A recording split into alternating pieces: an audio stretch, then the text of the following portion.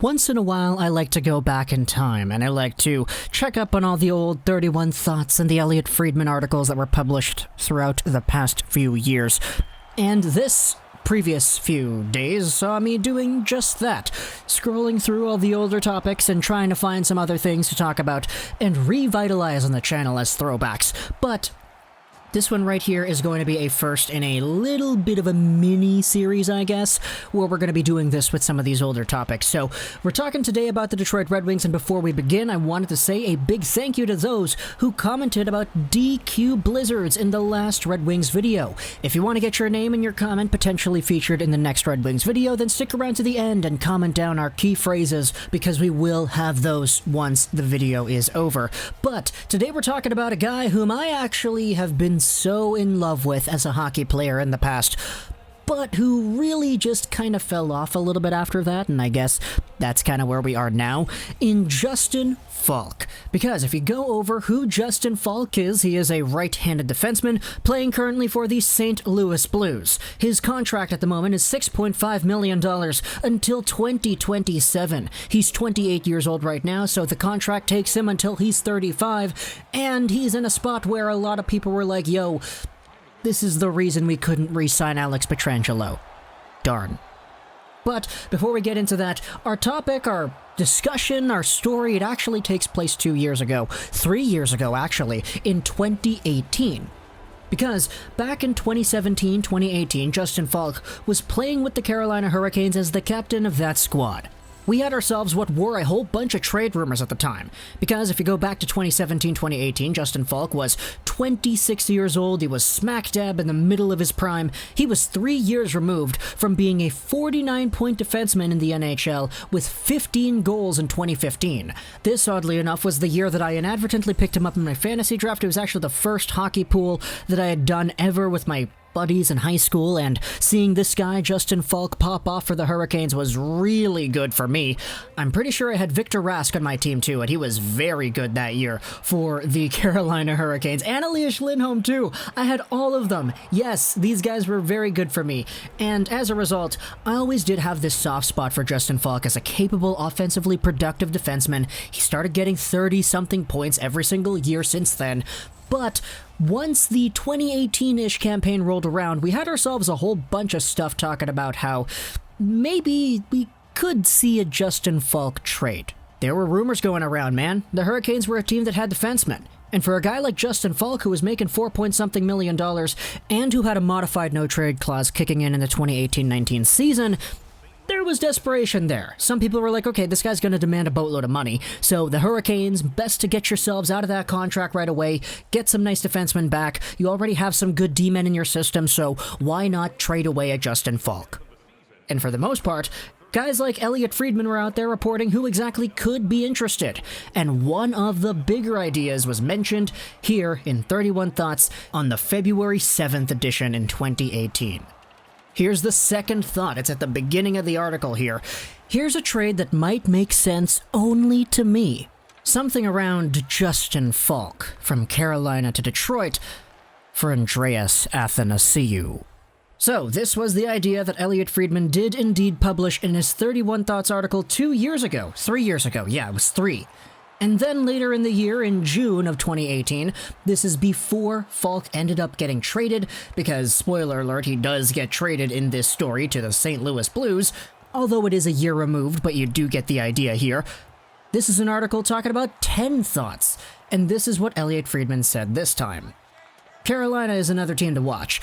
It'll be a surprise if the Hurricanes deal the second overall pick. However, all eyes are on Jeff Skinner. Add the Islanders and Penguins to the list of potential options.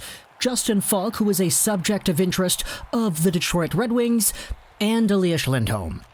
I'm not sure the latter is going to get traded, but the team and agent are grinding each other over his next contract. Yeah, he did get traded. Spoiler alert. All three of these guys got traded from the Carolina Hurricanes, Skinner to the Sabres, Faulk to the Blues, and Lindholm to the Calgary Flames.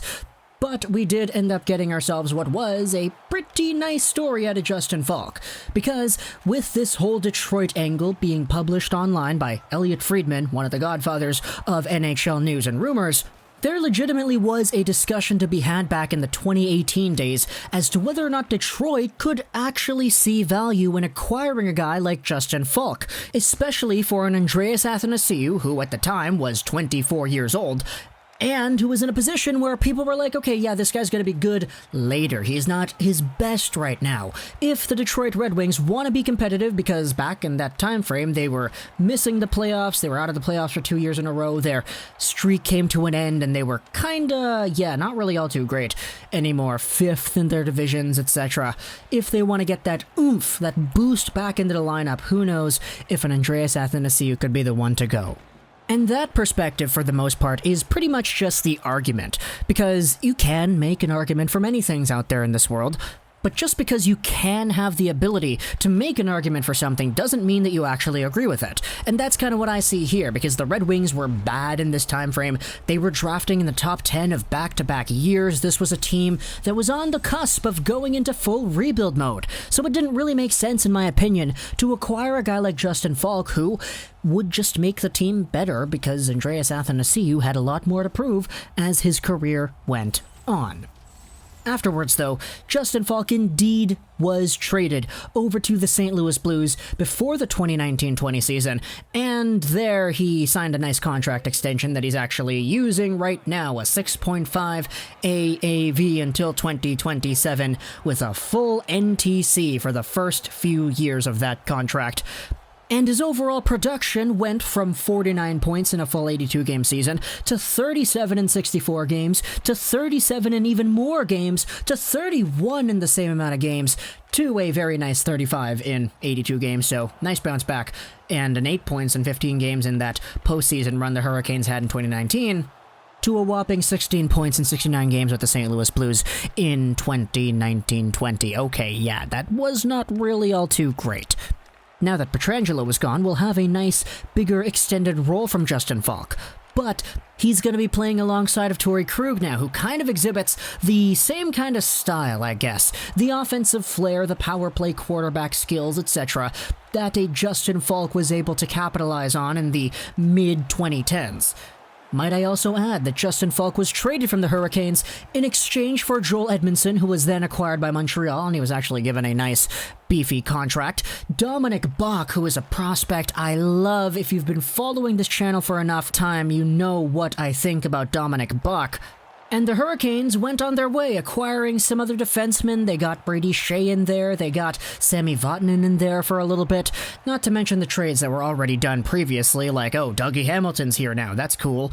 They had Adam Fox for an extended amount of time, but because he didn't want to sign anywhere but New York, they had no choice but to trade him to New York. So the Hurricanes, they've been fine on D. They've been fine, especially with a guy like Justin Faulk no longer on their payroll, and he is now on the St. Louis Blues in a spot where a lot of Blues fans would say, yeah, this kind of guy, man, who knows what's going to go on when you have a contract that's $6.5 million AAV until 2027. Oh my gosh, that's so long into the future.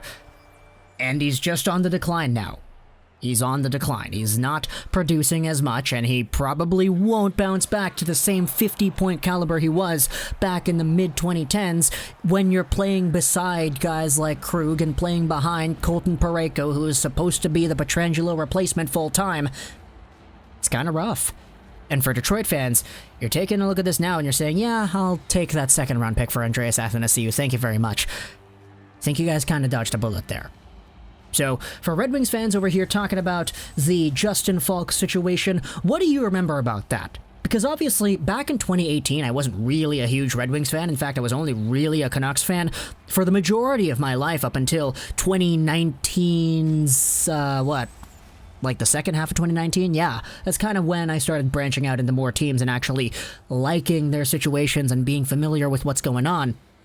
But, of course, I do read the rumors and I do understand what's going on with the league in general, which is why I kind of knew about this stuff, especially reading about it in 31 Thoughts and in 10 Thoughts as well from Elliotte Friedman, but I just never really had strong opinions about it, I guess.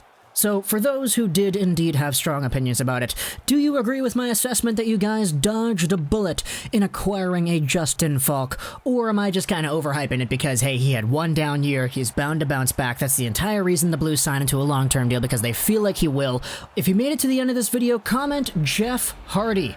Because, hey, we're talking about Carolina, right? Yeah, some of my favorite wrestlers in the world are from Cameron, North Carolina. So if you know what I'm talking about over here and you made it to the end, comment down below Jeff Hardy. Also, I'd love to hear your thoughts on this conversation as a whole. Justin Faulk, Andrei Athanasiou, whether or not Faulk could have gone to Detroit. There was interest there, according to Friedman, but I'm saying it's a bullet dodged. I hope you enjoyed this Visceral's 9, and bye.